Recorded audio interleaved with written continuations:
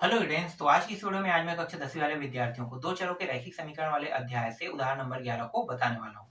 तो चलो मैं टाइम वेस्ट बिल्कुल भी नहीं करूंगा, उदाहरण नंबर 11 को देख लेते हैं। एक कक्षा के विद्यार्थी पंक्ति में खड़े हैं।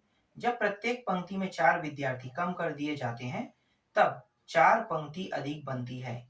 लेकिन जब प्रत्येक पंक्ति में 4 विद्यार्थी और खड़े कर दिए जाते हैं तब 2 पंक्ति कम हो जाती है। कक्षा के विद्यार्थियों की संख्या ज्ञात कीजिए। कक्षा के विद्यार्थियों की संख्या इस प्रश्न में ज्ञात करना है। तो चलो इस प्रश्न को हल करते हैं। तो हल करेंगे तो थोड़ा सा मैं आपको बता देता हूं कि एक यहाँ पे पंक्ति का जिक्र किया है। ठीक है, पंक्ति पंक्ति कितने भी हो सकते हैं। ये सारे पंक्तियों को हमने क्या माना है, एक बार एक्स है ना, तो एक्स बस मानेंगे। सारे पंक्तियों को हमने एक्स माना है।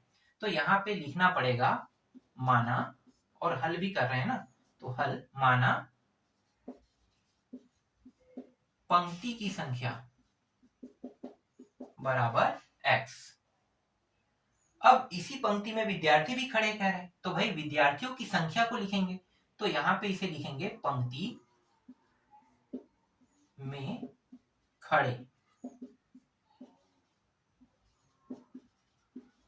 विद्यार्थी की संख्या, इसको क्या मानेंगे y। ठीक है, देखो ये पंक्ति है, इन सारे पंक्तियों में विद्यार्थी तो खड़ा होगा ना, तो इस तरीके से सभी में विद्यार्थी खड़े हैं। तो जो विद्यार्थी खड़े हैं इनकी संख्या को y मान रहे हैं, और जो ये पंक्ति दिखाई दे रहा है आपको, ये पंक्ति, इसको हमने x माना है। अब कुल संख्या निकाल लेते हैं। कुल संख्या कैसे निकालोगे, इन दोनों का गुणा कर दो। तो ये हो गया x और y का गुणा, तो ये रहा आपका पहला समीकरण। जब प्रश्न को आगे पढ़ते हैं तो आगे प्रश्न ये कह रहा है कि अब ये जो पंक्ति में खड़े विद्यार्थियों की संख्या है इसमें 4 की कमी कर देते हैं। 4 की कमी, और 4 की कमी जब करते हैं तो जो पंक्ति में पंक्ति की संख्या है ना, देखो एक बार और मैं बता देता हूं। पंक्ति में खड़े विद्यार्थियों की संख्या y है, इसमें हमें 4 की कमी करने के लिए लिखा है। और जब इसमें 4 की कमी कर देते हैं तो पंक्ति की संख्या में 4 की क्या हो जाती है, वृद्धि हो जाती है, ये कह रहा है। तो यहाँ पे हमें लिखना होगा अब पंक्ति खड़े विद्यार्थी की संख्या में 4 की कमी। ठीक है, जैसा प्रश्न कह रहा है वैसे कर रहे हैं। 4 की कमी, जब 4 की कमी कर देते हैं तो विद्यार्थियों की संख्या y है, y माइनस ये 4 हो जाएगा। और वृद्धि किसमें हो रहा है, पंक्ति की संख्या में। तब पंक्ति की संख्या में 4 की वृद्धि, तो y प्लस, अगर वृद्धि होता है तो क्या होता है, हमेशा बढ़ जाता है, तो y प्लस ये हो जाएगा 4। अब इन्हीं दोनों का क्या निकालते हैं, कुल संख्या। तो यहाँ पे लिखेंगे कुल संख्या बराबर, इन दोनों का कुल संख्या निकालेंगे तो जैसे यहाँ पे हमने गुणा किया है वैसे इन दोनों का भी गुणा कर देंगे। तो y माइनस 4 और y x प्लस वाली है, ये क्या है, दोनों सॉरी ये x है ना, तो ये हो गया x प्लस 4। ठीक है, तो पंक्ति की संख्या जो है x है, x में 4 की वृद्धि, तो यहाँ पे मैंने y लिख दिया था, मैंने सुधार दिया। ठीक है, ये y माइनस 4 और x प्लस 4 हो गया। अब यहाँ पे देखो कुल संख्या कहीं पे लिखा हुआ दिखाई दे रहा है, यहाँ पे दिखाई दे रहा है ना, तो कुल संख्या का मान कितना है, xy, तो यहाँ पे हम लोग xy को रख देंगे। अब इन दोनों को गुणा करेंगे तो x से एक बार इसको गुणा करेगा तो ये हो जाएगा xy, फिर दूसरी बार ये माइनस 4 को गुणा करेगा तो 4x हो जाएगा, फिर ये जो 4 है ये y को गुणा करेगा तो प्लस 4y, और ये माइनस और प्लस माइनस होगा, और 4 चौक कितना हो गया, 16 हो जाएगा। ये जो xy और यहाँ भी xy है दोनों एक जैसा है, तो क्या करेंगे, एक xy को इस पार ले आते हैं, मतलब इस xy को इस साइड लेकर आएंगे, तो क्या हो जाएगा, ये इस साइड प्लस में था, इस साइड आने के बाद माइनस में, तो ये हो गया xy माइनस में। यहाँ पे बचा क्या, माइनस 4x बचा है प्लस 4y फिर 16। ये दोनों कट के कितना हो जाएगा, 0 हो जाएगा, क्योंकि एक प्लस में एक माइनस में कट जाएगा। यहाँ पे दूसरे साइड क्या बचेगा, minus 4x plus 4y minus 16। अब ये जो मान है, देखो इसमें जो मान है इसको ध्यान से देखना, ठीक है, मतलब इसको देखना है आपको ये चर राशि दोनों, तो चर वाले को मैं इस साइड लेकर आता हूँ, तो इसके जो चिन्ह है वो क्या हो जाएंगे, बदल जाएंगे। तो ये हो जाएगा 4x प्लस में माइनस में आ जाएगा 4y, फिर यहाँ पे बचे कितना -16। 4 को मैं यहाँ से घनिष्ठ निकाल लेता हूँ क्योंकि दोनों में है 4, तो बचेगा क्या कोष्टक के अंदर x माइनस वाई बस बचेगा, फिर बराबर -16। अब थोड़ा सा बचा है उसे मैं यहाँ पे बगल में कर देता हूँ। ये 4 जो है देखो किसके साथ गुणा है, इन दोनों के साथ गुणा है, तो गुणा के फॉर्म में है। अगर मैं दूसरे साइड भेजूंगा तो ये 4 क्या करेगा, -16 को भाग करेगा, तो इस साइड बचेगा x माइनस वाई, बस यही बचेगा x माइनस वाई, और दूसरे साइड -16/4, 4 एकम 4 चौके। तो जो x और y का मान हमें प्राप्त हो रहा है वो कितना प्राप्त हो रहा है, -4 है ना, -4। ये आपका दूसरा समीकरण है। ठीक है, 2 समीकरण यहाँ पे प्राप्त हो गया। अब एक और समीकरण निकालेंगे तभी इस प्रश्न को आगे हल कर पाएंगे। तो अगला समीकरण निकालते हैं। तो देखो ज्यादा चेंजेस नहीं करना है, कुछ कुछ चीजों को मिटाना है, फिर वापस इसी को यहाँ से हमें पूरा वापस लिखना है यहाँ से। ठीक है, तो यहाँ से जहां से वापस लिखेंगे सिर्फ उसी को मिटा देते हैं। जैसे कि ये मान चेंज होगा, ये चेंज होगा, ये वाला पूरा चेंज हो जाएगा। तो बस जो चेंज हो रहा है उसी बस को क्या करेंगे, मिटाएंगे। ठीक है, अब यहाँ पे 4 की कमी था ना, तो अब क्या करेंगे, जब इसे पढ़ेंगे, अब पंक्ति में खड़े विद्यार्थियों की संख्या में 4 की तो रहेगा लेकिन कमी नहीं, इस बार वृद्धि होगा। ठीक है, इस बार वृद्धि मतलब y के मान में कितने की वृद्धि हो गई, 4 की। ठीक है, अब यहाँ भी करेंगे, पंक्ति की संख्या में भी बोला है, प्रश्न में जैसा कहा वैसा मैं लिख रहा हूँ ना, प्रश्न में ही कह रहा है कि पंक्ति में खड़े विद्यार्थियों की संख्या में 4 की इस बार वृद्धि, तो y प्लस 4 हो जाएगा। तब पंक्ति की संख्या में 2 की क्या हो जाएगी, कमी, मतलब x माइनस ये क्या हो जाएगा, 2। फिर कुल संख्या निकालेंगे। अब इस बार के कुल संख्या में इन दोनों का गुणा होगा, तो एक है y प्लस 4 और एक है x माइनस 2। कुल संख्या का मान यहीं से उठाएंगे, x y, इस x को गुणा इसके साथ हो जाएगा तो ये हो जाएगा x y, फिर 4 के साथ भी होगा तो 4x, फिर इसके साथ गुणा, ये तो हो गया ना, ये हो गया। अब हाँ ठीक है, ये वाला गुणा करेगा तो ये हो जाएगा -2y, और फिर ये माइनस और प्लस है तो गुणा होके ये भी माइनस हो जाएगा 8। ठीक है, हल्का सा भी अगर माइनस प्लस में गलती होगा तो पूरा प्रश्न का उत्तर गलत आ जाएगा, इसलिए ध्यान से करना है। ठीक है, देखो ये दोनों मान जो है ये एक जैसा है, एक साइड में, और हमें पता है इसे इस पार लाने के बाद क्या होगा, इस पार जब हम इसे लाएंगे तो ये 0 प्राप्त होगा, तो मैं यहीं से काट देता हूं ना। ठीक है, यहीं से इसे काट दिए। ठीक है, यहां से हमने इसको काट दिया, ये खत्म। अब यहाँ पे देखो ये दोनों जो मान है, ठीक है, ये चर मान वाले है ना, तो इन दोनों को इस पार ले आते हैं, तो ये हो जाएगा -4, नहीं एक काम करो ना, यहाँ पे ये प्लस में है तो अच्छी बात है, इस बस को ले आते हैं अचर वाले को, तो माइनस को इस पार लेंगे तो इस साइड आके क्या हो जाएगा, +8 हो जाएगा, और ये 4x माइनस 2y। ठीक, अब इसको अल्टी पल्टी कर सकते हैं, अल्टी पल्टी कर दो, 4x माइनस 2y को इस साइड और उसको उस साइड। अगर दोनों को एक साथ अल्टी पल्टी करेंगे तो उनके चिन्ह में कोई बदलाव नहीं होता, ये याद रखना, इसे जमाव विधि कहते हैं। ठीक है, इसे हमने जमा लिया, हमने चर वाले को आगे रख दिया और अचर वाले को पीछे रख दिया, तो देखो दोनों एक साथ अदला बदली हुआ है, इसलिए ऐसे में कोई भी चिन्ह परिवर्तन नहीं होता है। लेकिन एक मान बस को उठा के दूसरे साइड ले जाएंगे तो चिन्ह में बदलाव होता ही होता है, तो ये बात भी आपको ध्यान रखना है। अब देखो यहाँ से उभयनिष्ठ क्या निकल रहा है, 2, क्योंकि 2 के पहाड़ा में ये 4 आता है, 2 के पहाड़ा में ये, तो 2 के पहाड़े में 4 कितनी बार आता है, 2 बार, तो 2x लिखेंगे, और 2 के पहाड़े में 1 बार आता है तो 1y, मतलब सिर्फ y बस लिखेंगे, फिर यहाँ पे 8। अब ये जो 2 है, ठीक है, ये इन दोनों के साथ गुणा के रूप में है, तो उस साइड के मान को क्या करेगा, उस साइड के मान को ये भाग करेगा, 2 एकम 2 चौके। तो जो दूसरा के बाद तीसरा समीकरण है, यहाँ पे लिख लेते हैं समीकरण को, 2x माइनस वाई बराबर 4, तो ये रहा आपका तीसरा समीकरण। ठीक है, तो 3 समीकरण, पहला यहाँ पे प्राप्त हुआ था, दूसरा यहाँ पे, तीसरा यहाँ पे।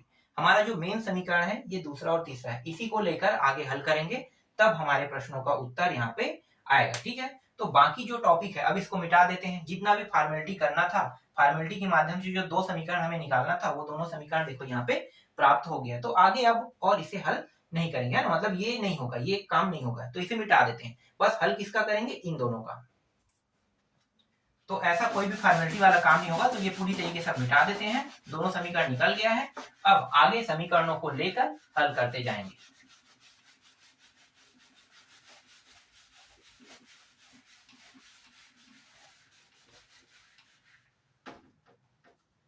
तो यहाँ पे दो समीकरण है, एक दूसरा और एक तीसरा।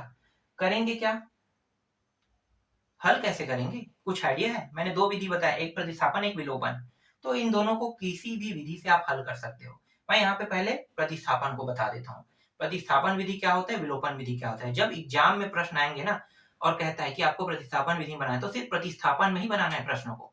अगर वो कहता है विलोपन बनाना है तो विलोपन में ही बनाना है। तो आपको विधियों को जानना बहुत जरूरी है।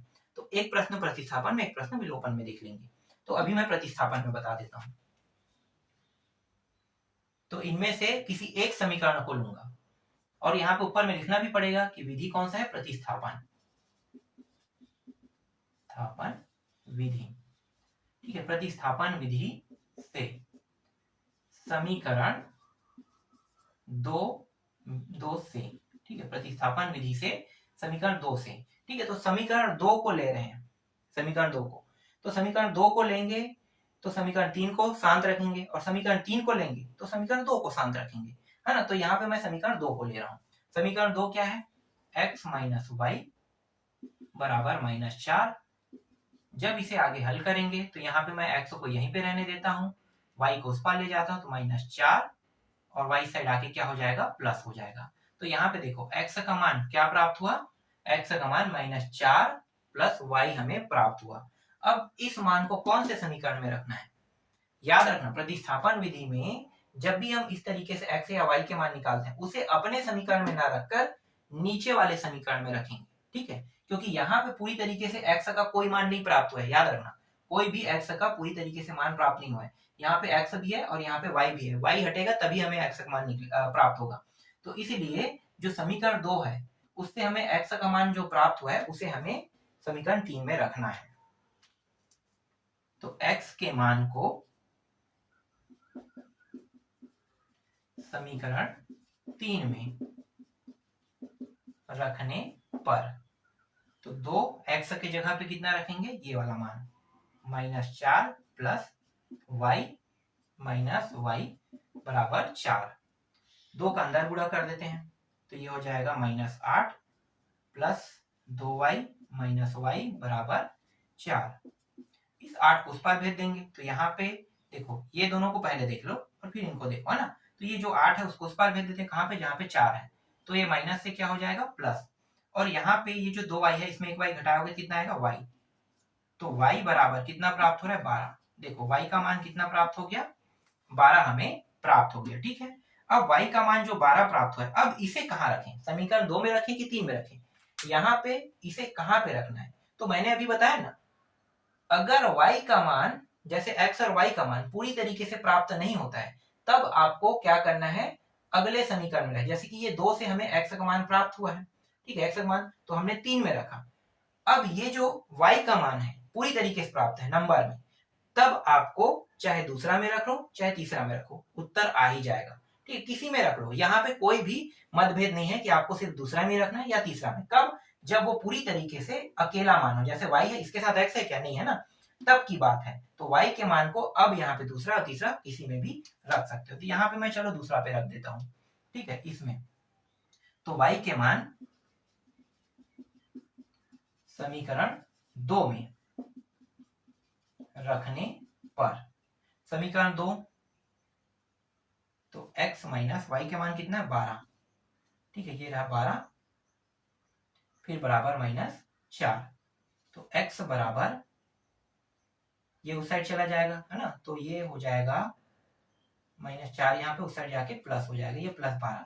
तो x बराबर घटाओ कितना आएगा, 8।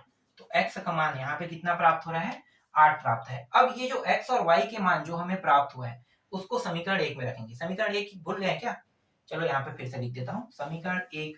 अब मैंने यहाँ पे मिटा दिया है ना समीकरण 1 को, तो समीकरण 1 को वापस यहाँ पे रखते हैं, कुल संख्या वाला है ना, कुल संख्या जो कुल विद्यार्थियों की संख्या निकालते थे वही है। तो कुल संख्या एक्स वाई इस तरीके से था, यहाँ पे मानों को रख देते हैं। तो एक का मान 8 है और एक का मान कितना है 12। तो 12 अट्ठे कितना होता है, 12 पंचे 60, 12 छक्के बाद 12 84 और 12 अट्ठे 96। तो यहाँ पे आ रहा है 96। तो कुल विद्यार्थियों की संख्या इस प्रश्न में कितना प्राप्त हो रहा है, 96 प्राप्त हो रहा है। तो इस तरीके से आपको क्या करना है, प्रश्नों को हल करना है। ये तो था प्रतिस्थापन विधि। अगर आप चाहते हैं कि इसी प्रश्न को विलोपन विधि में हल करना है तो ये प्रश्न विलोपन विधि में भी हल हो जाएंगे। चलो इसको भी हल करके देख लेते हैं, विलोपन विधि से कैसे बनेगा, चलो ये भी देख लेते हैं। पूरा खेल यहीं से है, प्रतिस्थापन और विलोपन। आप दोनों विधियों से इस प्रश्न को बना सकते हैं। अब आपको जो विधि आसान लगे ना उस विधि से इसे बना लेना है। विलोपन विधि, ठीक है, एक ही प्रश्न को देखो विलोपन विधि से भी हल कर रहे हैं। अब विलोपन विधि का नियम क्या कहता है, ध्यान देना।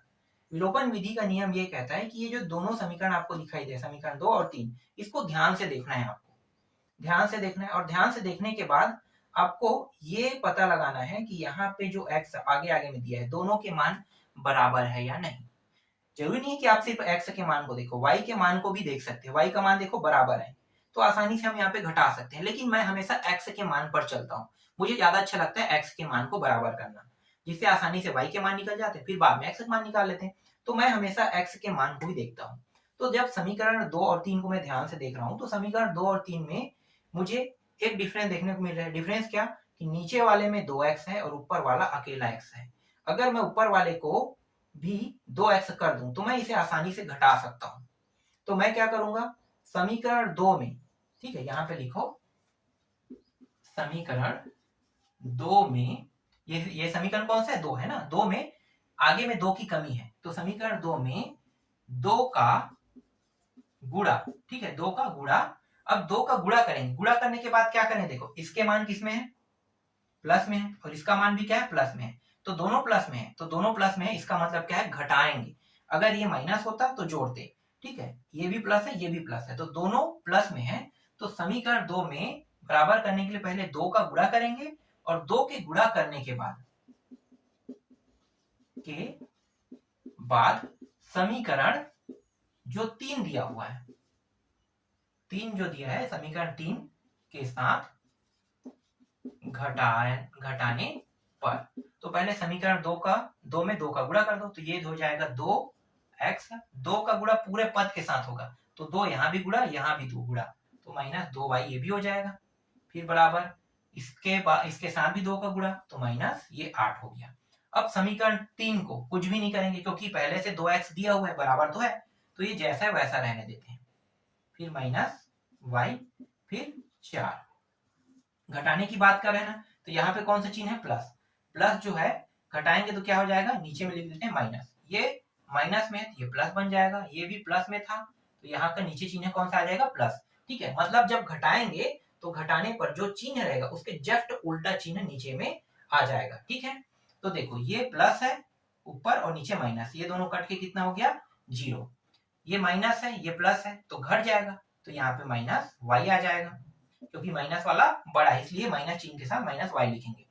फिर बराबर के बाद देखो यहाँ भी माइनस यहाँ भी माइनस, दोनों माइनस में, तो दोनों माइनस माइनस है और घट रहा है ना, मतलब ये दोनों जब दोनों में माइनस हो जाएगा तो ये क्या हो जाएगा, गुणा नहीं हो रहा है, याद रखना गुणा होने पर चिन्ह जो है वो प्लस हो जाता है, लेकिन यहाँ पे दोनों माइनस है, घटा रहे हैं जोड़ रहे हैं, तब ये क्या होगा, माइनस और माइनस माइनस 12 प्राप्त होगा। अब देखो यहाँ भी माइनस, दोनों साइड में माइनस है, तो दोनों के माइनस कट के क्या हो जाएंगे, प्लस। तो y बराबर कितना आ गया, 12। देखो आसानी से y का मान यहाँ पे 12 हमें प्राप्त हो गई। ये तो विलोपन विधि का है। अब इस y के मान को कहाँ पे रखें, सेम कहीं पे भी रख दो। थोड़ा सा जो चेंजेस हुआ है वो यही हुआ है कि बस इतने बस में चेंज हुआ, देखो बस इतना बस में ही चेंज होता है। जैसे प्रतिस्थापन विधि में हल कर रहे थे तो भी इतने बस में चेंज हो रहा था, है ना, y का मान वहां भी निकाल रहे थे। अब y के मान को यहाँ भी सेम है, जैसे विलोपन विधि प्रतिस्थापन विधि किसी में भी रखो वैसे यहाँ भी अब रख सकते हो। तो ये जो y के मान है उसको कहाँ पे रख देते हैं, समीकरण इस बार 3 में रख देते हैं। ठीक है, 2 में रखे थे अब इस बार 3 में रख देते हैं, चलो कहीं पे भी रख दो कोई फर्क नहीं पड़ेगा, सेम मान प्राप्त होता है। समीकरण 3 में y का मान रखने पर, तो समीकरण 3 देखो, 2x माइनस वाई की जगह कितना रखना है 12, और दूसरे साइड कितना दिया हुआ है 4, ठीक है, ये 4, तो 2x यहाँ पे 4 है, सॉरी हाँ ये बराबर है, और इस 12 को उस पार भेज देंगे तो ये प्लस 12 हो जाएगा, कितना हो गया 16, तो दो है वो x के साथ गुणा के रूप में है, तो 16 को क्या करेगा भाग, तो कितना आ गया 8, तो देखो दो कम दो अट्ठे है ना, तो x का मान 8, तो x का मान यहाँ पे कितना प्राप्त हो रहा है 8 हमें प्राप्त हो रहा है, ठीक है, x का मान कितना प्राप्त हुआ 8 हमें प्राप्त हुआ, ठीक है, सेम वैसे ही प्राप्त हुआ जैसे हमने प्रतिस्थापन विधि में हल किया था, वैसे ही यहाँ भी प्राप्त हुआ। अब क्या करेंगे, कुल विद्यार्थियों की संख्या क्या था एक्स वाई था ना, तो कुल पंक्ति में खड़े विद्यार्थियों की संख्या वाला जो हमने टॉपिक लिया था उसमें दोनों को जोड़े थे तो एक्स वाई आया था, तो ये एक्स वाई की जगह पे क्या करना है मान को रख देना है, एक में 8 और एक में 12, 12 अट्ठे कितना होता है 96, तो देखो यहाँ भी सेम मान आ रहा है, ठीक है, आप कोई भी विधि लगा लो ये जो मान है वो बिल्कुल भी नहीं बदलेगा, यहाँ तक कि अगर हम लोग इसे आलेख विधि से भी हल करेंगे ना तो भी ये 96 ही आएगा। तो इस तरीके से ये जो 11वां उदाहरण है वो पूरी तरीके से कंप्लीट हो गया, आपको समझ में आया होगा। इसके बाद नेक्स्ट जो उदाहरण उनको देख लेते हैं, तो पहले इसको मिटा देते हैं।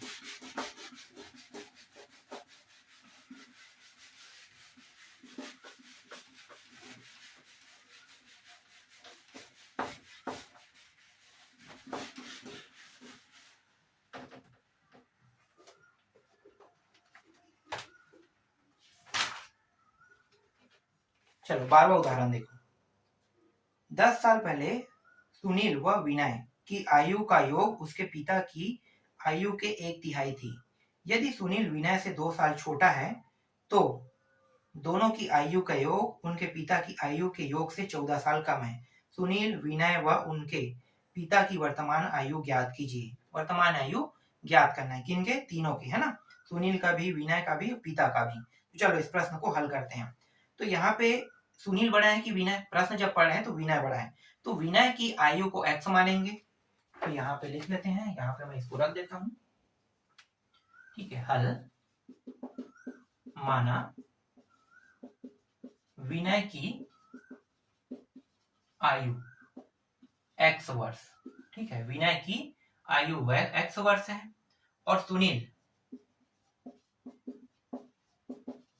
की आयु इससे कितना कम है 2 साल कम, मतलब 2 साल बस छोटा है सुनील जो है, तो 2 साल छोटा है, मतलब x माइनस 2 वर्ष, ठीक है, x माइनस इसे 2 वर्ष कहेंगे। फिर पिता की आयु, ठीक है, फिर उसके पिता की आयु, हाँ, तो उसके पिता की आयु, और हाँ ये सभी वर्तमान आयु, विनय की वर्तमान लिखना है, ठीक है, वर्तमान आयु मतलब अभी के, भूत फिर वर्तमान फिर भविष्य आता है, तो ये वर्तमान है मतलब अभी की आयु, तो विनय की वर्तमान आयु x वर्ष और सुनील की वर्तमान आयु इससे कितना छोटा है 2 साल, तो इसी ये जो x है उसी में 2 क्या करेंगे माइनस करेंगे, ठीक है, y क्यों नहीं लिख रहे हैं समझ में आ गया, क्योंकि ये इससे 2 साल छोटा है इसलिए x माइनस 2 वर्ष।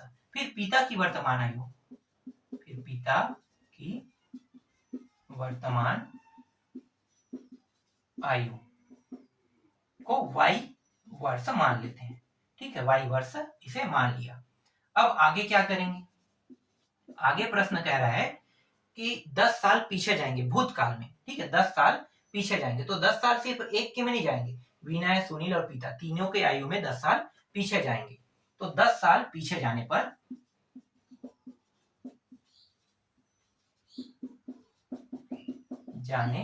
पर विनय, ठीक है, विनय की आयु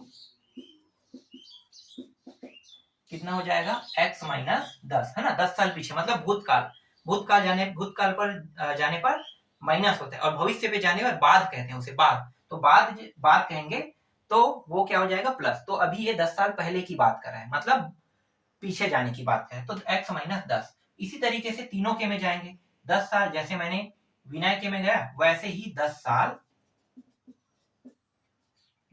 पीछे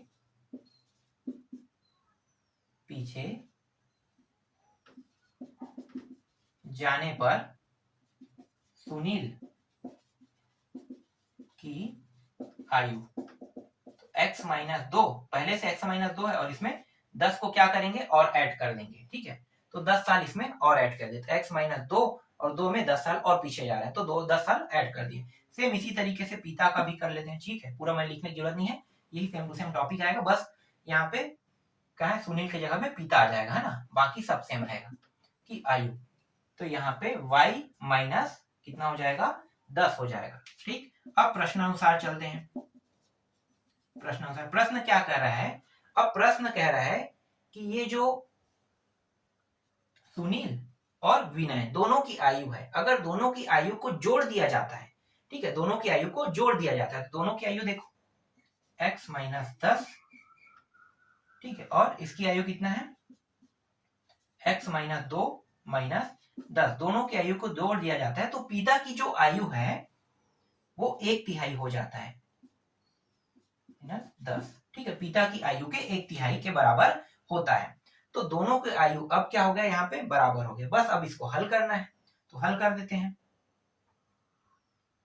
यहाँ पे जोड़ेंगे क्या, एक मिनट देख लेता हूँ, जोड़ना है कि गुणा करना है, मैं भी ध्यान से नहीं देख पाया, ठीक है। दोनों की आयु को,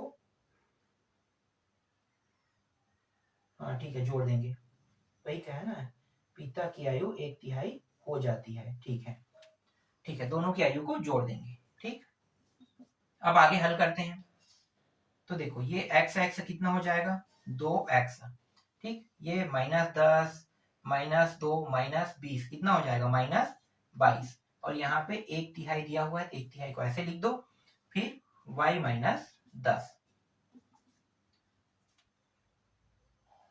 ये जो 3 है, ठीक है, इसको हटाना है हमें, तो इसको हटाने का तरीका क्या है कि ये जो 3 है यहाँ पे देखो कुछ नहीं, मतलब 1 है ना, तो ये जो नीचे के मान जैसे भाग करते थे ना, यहाँ पे कुछ जुड़ा हुआ होता है 2, तो ये कहाँ जाता था, नीचे जाता था, इसके साथ ये गुणा के रूप में है, गुणा के रूप में, तो ये जो 2 है वो नीचे आएगा। तो अगर यहाँ पे ये जो 3 है वो नीचे है, अब इस 2 को मिटा दो, 3 नीचे है, तो वापस ये कहाँ पे आएगा, ऊपर, है ना, वापस ये ऊपर आ जाएगा, और ऊपर आने के बाद इस पूरे संख्या को क्या करेगा, गुणा करेगा, तो गुणा कर देते हैं, तो 3 दूनी कितना हो गया, 6x माइनस 3 दूनी 6, 3 दूनी 6, ठीक है।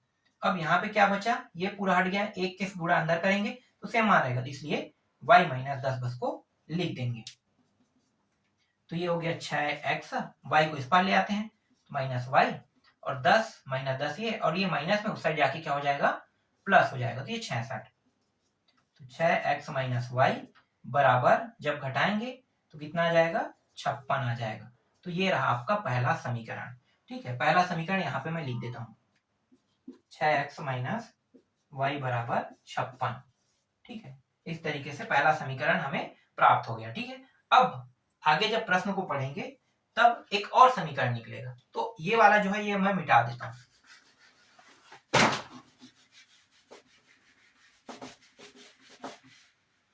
ठीक है, मिटा देते हैं, और कहाँ कहाँ पे बदलाव करेंगे उसे बस देखते हैं, ठीक है। तो आगे प्रश्न उदाहरण नंबर 12, इस बार जब आगे पढ़ते हैं प्रश्न को, तो प्रश्न में कह रहा है कि वर्तमान आयु, क्या है, योग, उनके योग पिता की आयु के 14 साल कम है, 14 साल कम कर रहे हैं, है ना, तो 14 साल कम करेंगे, ठीक है, 14 साल कम है। तो देखो अब कहीं पे भी नहीं जाएंगे, ठीक है, ये पूरा टॉपिक जो है ये मिटा दो, ये वाला लाइन भी मिटा दो, ये वाला भी मिटा दो, ठीक है, ये पूरा मिटा देते हैं, ठीक है, सीधा प्रश्नानुसार ऊपर में प्रश्नानुसार भी मिटा दे, क्योंकि एक बार लिखना पड़ता है। अब वर्तमान आयु की बात करें, ये भविष्य में जाने की भी बात नहीं कर रहा है, वर्तमान आयु, तो विनय की वर्तमान आयु x है और सुनील की वर्तमान आयु x माइनस 2 है, लेकिन पिता की जो वर्तमान आयु है, जब दोनों की आयु को क्या करते हैं, यहाँ पे जोड़ने की बात कर रहे हैं, हाँ जोड़ रहे हैं, तो दोनों की आयु को अगर हम जोड़ते हैं तब पिता की आयु दोनों की आयु से 14 कम हो जाता है, तो वही बस लिखना है, तो विनय की आयु x और सुनील की आयु x माइनस 2, और पिता की आयु कितना कम हो जाता है, 14 कम हो जाता है, बस इतना ही करना है। अब इसे आगे हल कर दो, तो ये 2x माइनस 2 y माइनस 14, तो 2x माइनस 2 जो था उसको उस पार ले जाएंगे, तो यहाँ पे बराबर एक मिनट यहाँ पे ढंग से करते हैं, ठीक है। ये y को इस पार ले जाते हैं तो ये माइनस वाई हो जाएगा, और ये -2 को इस साइड ले जाते हैं, कहाँ पे, इस साइड में, तो ये पहले से -14 है, उस साइड जाके ये जो -2 है ये क्या हो जाएगा, प्लस हो जाएगा। तो 2x माइनस वाई बराबर, घटा दो इसको, तो ये हो जाएगा -12। तो -12 जो है ये आपका दूसरा समीकरण है। इस समीकरण को यहाँ पे लिखते हैं 2x माइनस वाई बराबर -12। ठीक है, अब इसे पूरा मिटा देते हैं, और पूरा मिटाने के बाद अब इसे हल करते हैं। हल अब कौन सी विधि में करना है ये आपको तय करना है, ठीक है। कौन सी विधि में हल करना है ये आपको तय करना है, प्रतिस्थापन विधि में कि विलोपन विधि में। यहाँ पे मैं एक विधि में इसे हल करके बता देता हूँ, इस बार मैं इसे विलोपन विधि में बताता हूँ, प्रतिस्थापन विधि में स्वयं कर लेना। विलोपन विधि से, ठीक है, विलोपन विधि में हमें क्या देखना होता है, दोनों के आगे के मान को, x एक्स के दोनों के मान को देखना है। दोनों प्लस में है, ठीक है, दोनों प्लस में मतलब ठीक है, प्लस में तो है। पहला आपको ये देखना है कि दोनों प्लस में है कि नहीं, या माइनस में है कि नहीं। अगर दोनों प्लस में, दोनों माइनस में तो ठीक है, ठीक है, दोनों यहाँ पे क्या है, प्लस में। अब देखो एक में 2 है और एक में 6 है, भैया अगर एक में 2 एक में 6 है तो ये तो हल हो नहीं सकता। तो इसके लिए क्या करना पड़ेगा, इनके दोनों के आगे के मान को बराबर करना पड़ेगा। और बराबर करने का तरीका क्या है, देखो यहाँ पे 6 है और इसे मुझे 6 बनाना है, तो कितने की आवश्यकता है, 6 बनाने के लिए, 6 बनाने के लिए 3 की आवश्यकता है। तो समीकरण ये जो 2 है उसमें अगर मैं पूरा 3 का गुणा कर दूं तो नीचे वाला 6 बन जाएगा। तो यहाँ पे हमें लिखना होगा समीकरण 3 में, सॉरी समीकरण 3 नहीं 2 है ना, समीकरण 2 में 3 का गुणा, 3 का गुणा करके क्या करेंगे, दोनों प्लस में है मतलब घटाना पड़ेगा, गुणा करके समीकरण 1 से घटाने पर, तो पहले समीकरण जो 2 है उसमें कितने का गुणा कर देते हैं, 3 का। तो 3 दूनी कितना हो गया, 6x, ये 6x बन गया, फिर -3y, और फिर 3 जो है वो इसके साथ भी गुणा, 12 24 12 या 36, ये 36 हो गया। अब जो पहला समीकरण उसको इसके जस्ट नीचे में क्या करते हैं, लिख देते हैं y, और ये रहा 56। अब घटा दो तो यहाँ पे कौन सा चिन्ह दिखाई दे रहा है, प्लस, यहाँ पे माइनस, यहाँ पे कुछ नहीं मतलब प्लस दिखाई दे रहा है। ये जो चिन्ह दिखाई दे रहा है घटाने पर क्या होगा, उसके जस्ट विपरीत चिन्ह आएगा। तो नीचे में आ गया माइनस, यहाँ पे आ जाएगा प्लस, और यहाँ पे आ जाएगा माइनस। देखो ये ऊपर प्लस, ये माइनस, क्या हो जाएगा, कट जाएगा, 0। ये माइनस, ये प्लस, तो प्लस वाला छोटा है माइनस वाला बड़ा है, तो माइनस को लिखेंगे, और घटाएंगे कितना आएगा, 3 में 1 घटाएंगे तो 2y हमें प्राप्त होगा। अब देखो ये दोनों माइनस माइनस में मतलब दोनों जुड़ जाएंगे, तो 6 दूनी 12 का 2, हासिल आई 1, तो ये हो गया 5 4 9, 92, ठीक है। तो -92 यहाँ पे प्राप्त हो गया। देखो यहाँ भी माइनस, यहाँ भी माइनस, दोनों माइनस है, तो माइनस माइनस क्या हो जाएगा, कट जाएगा, ठीक है। सिर्फ 2y 92 बचेगा। y के साथ 2 का गुणा है मतलब 92 को 2 क्या करेगा, भाग करेगा, 2 एकम 2 चौके और 2 छक्के 12, 46। तो यहाँ पे y का मान कितना आ रहा है, y का मान आ रहा है 46 आ रहा है।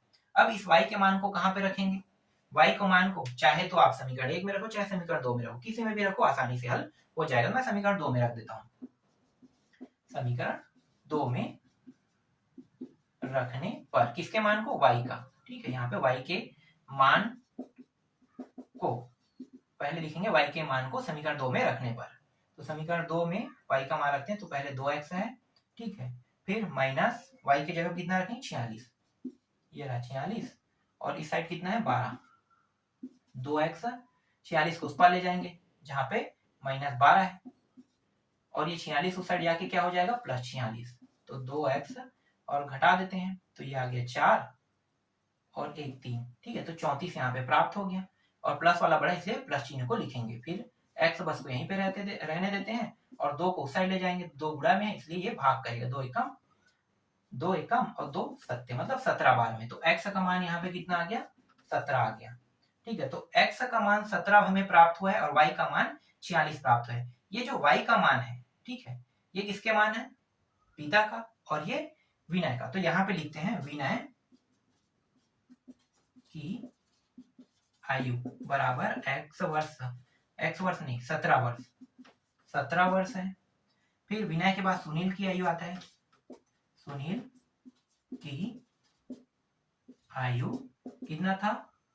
17-2 है ना, क्योंकि x माइनस 2 17-2 मतलब 15 वर्ष। 2 साल ही बस किससे छोटा है? विनय से। अब पिता की आयु, वर्तमान आयु कितना है? 46 वर्ष। ठीक है, यही क्या है? यही इस प्रश्न का उत्तर है। तो देखो 17, 15 वर्ष और 46 वर्ष। तो इस तरीके से ये जो आपका उदाहरण नंबर 12 है ये पूरी तरीके से कंप्लीट होता है। इसके बाद आगे के प्रश्नों को देखेंगे जो बचा हुआ है। ठीक है, तो नेक्स्ट वीडियो में नेक्स्ट प्रश्न को